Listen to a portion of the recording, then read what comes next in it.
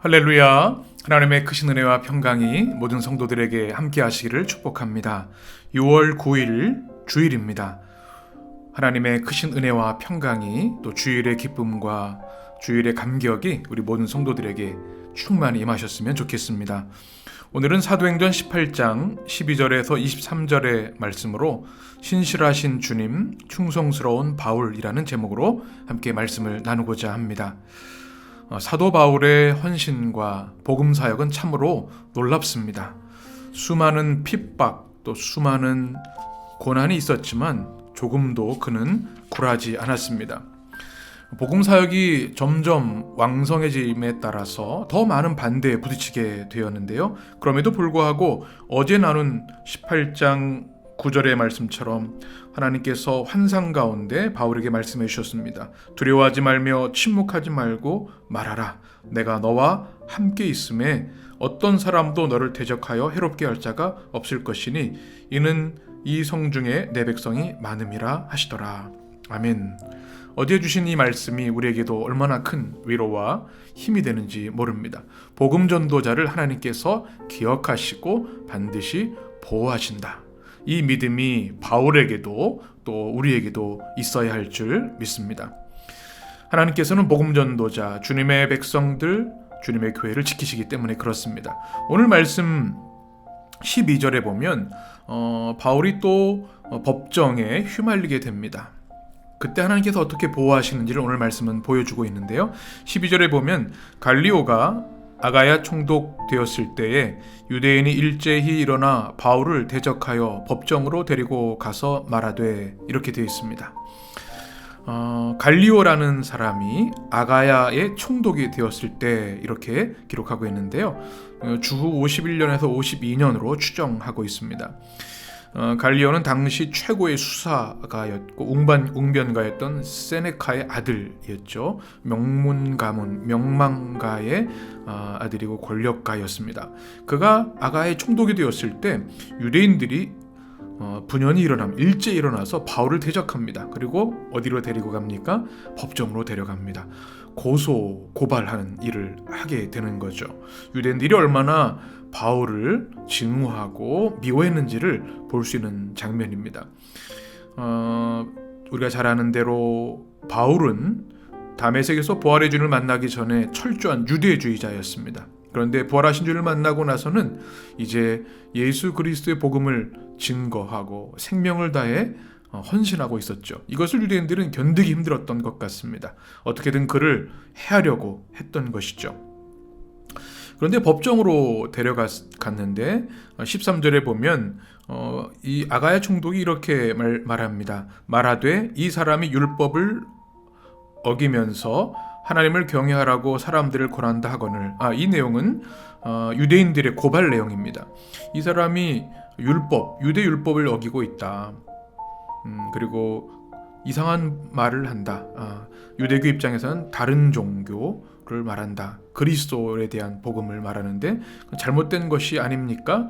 또 14절에 보면 바울이 변론하려고 했을 때 갈리오가 이렇게 말합니다. 유대인들에게 이르되 너희 유대인들아 만일 이것이 무슨 부정한 일이나 불량한 행동이었으면 내가 너희 말을 들어주는 것이 옳거니와.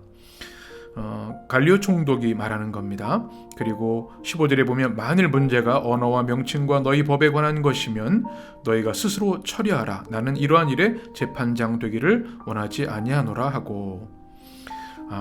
이 갈리오 총독은 유대인들의 고발에도 불구하고 그들의 고발을 기각하는 장면입니다. 갈리오는 최소 간섭주의 그런 성향을 가지고 있었습니다. 가능하면 모든 것들을 인정하는 그런 것이죠. 그래서 분쟁을 줄이려고 했던 것 같습니다. 특별히 보기에 문제가 없는데 나는 이것에 대해서 관여하지 않겠다. 너희 스스로 알아서 해라. 이렇게 이야기를 하는 것이죠. 바로 이것이 바울을 보호하신 하나님의 손길이라는 것을 우리는 깨닫게 됩니다. 바울이 법정에서 위험과 위기를 당할 수 있었지만 아가야 총독을 통해서 이 역사와 우주의 모든 배후에서 역사하신 하나님께서 이 바울을 아가야 총독의 정책을 통해서 보호하시는 거죠. 얼마나 감사한 일인지요. 우리가 믿음 생활을 하면서 때로 이해할 수 없는 어려운 일도 당하고요. 또 때로는 정말 기가 막힌 어려움 속에서 어떻게 이게 가능하지 생각할 정도로 놀라운 하나님의 은혜와 보호하심을 입을 때가 있습니다.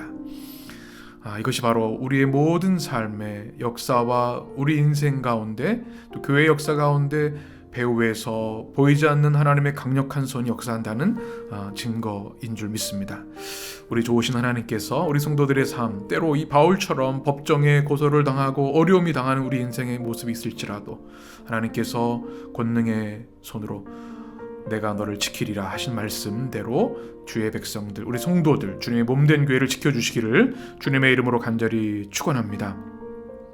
16절에 보면 그들을 법정에 쫓아내니 이렇게 되어 있습니다. 그러니까 오히려 유대인들을 법정에서 쫓아내게 된 거죠. 17절 말씀 보게 되면 모든 사람이 회당장 소스데네를 잡아 법정 앞에서 때리되 갈리오가 이 일을 상관하지 아니하니라. 아멘. 이 일을 지켜보는 사람들이 있었습니다. 여기서 17절의 말씀 모든 사람은 이방인들이라고 보시면 되겠습니다. 이 아가야 총독이 복음을 전하는 바울을 고소를 기각하는 모습, 그러니까 유대인들의 주장을 들어주지 않는 모습을 보면서 이방인들이 반유대적 감정이 발동한 것 같습니다. 그래서 회당장 소스데네를 잡아서 법정 앞에서 때립니다. 몰매를 때리죠. 그럼에도 불구하고 17절 보면 갈리오가 이를 상관하지 아니하였다 이렇게 되어 있습니다. 갈리오 법정의 소송에도 불구하고 하나님께서는 이렇게 바울을 지켜주시고 보호하시고 또 교회를 붙드셨던 그 은혜, 그 권능의 손길 우리가 감사하고 또 찬양하며 오늘 우리의 삶에도 동일한 은혜로 우리 믿음의 사람들을 지키시고 보호하신 하나님의 은혜가 있음을 우리가 기억하고 또 주님을 더욱더 의지해야 할 줄 믿습니다. 이제 18절부터 아래 말씀을 쭉 보시면 에베소와 안디옥 방문을 하는 바울의 내용이 기록되어 있습니다.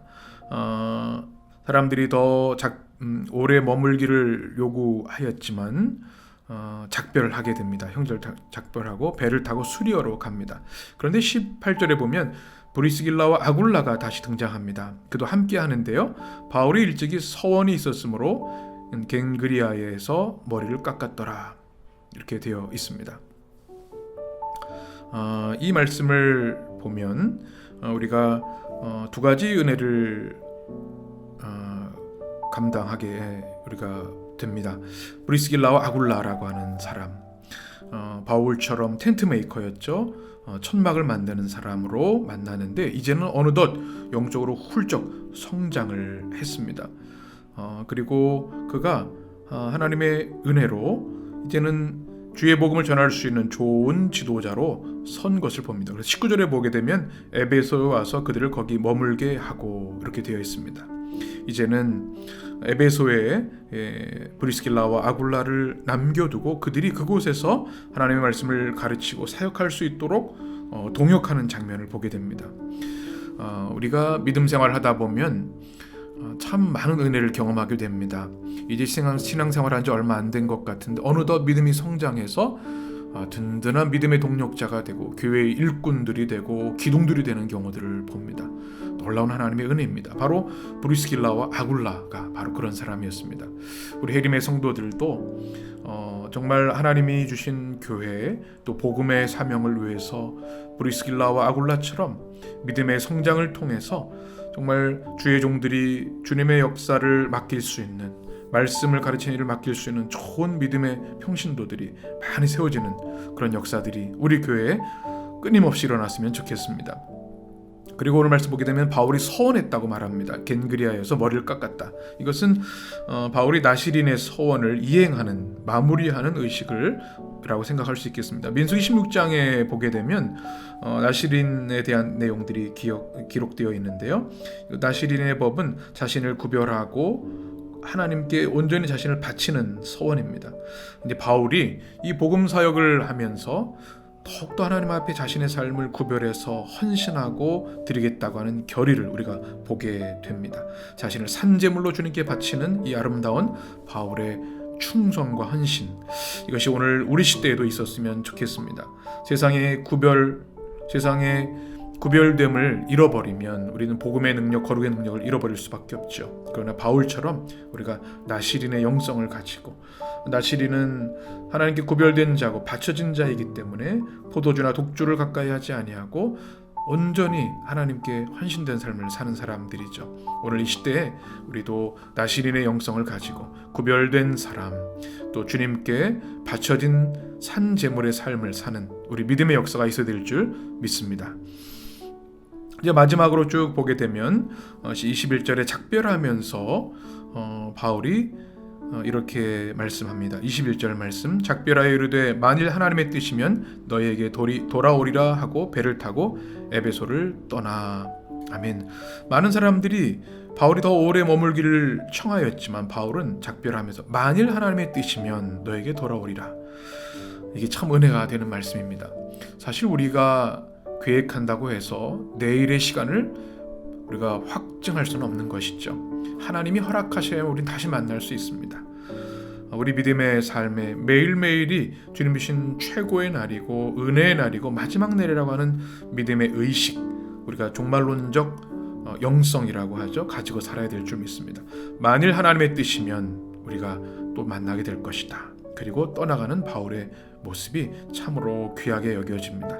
그리고 마지막 절 23절에 보면 바울은 계속해서 갈라디아, 부르기아 땅을 차례로 다니면서 모든 제자를 굳건하게 하니라.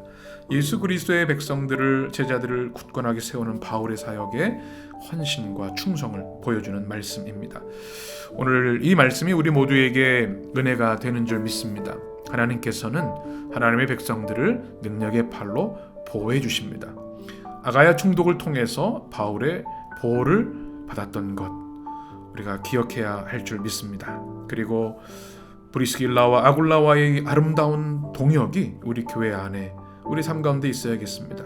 또 나시린 서원의 그 영성, 우리가 구별된 삶을 살아가는 것, 하나님이 허락하시면 우리가 다시 만날 수 있을 것이다라고 하는 하나님 중심의 믿음, 또 제자들을 굳건하게 세우는 이 아름다운 믿음의 역사, 교회 역사가 우리 해림교회, 우리 모든 성도들의 삶에 있게 되기를 축원합니다.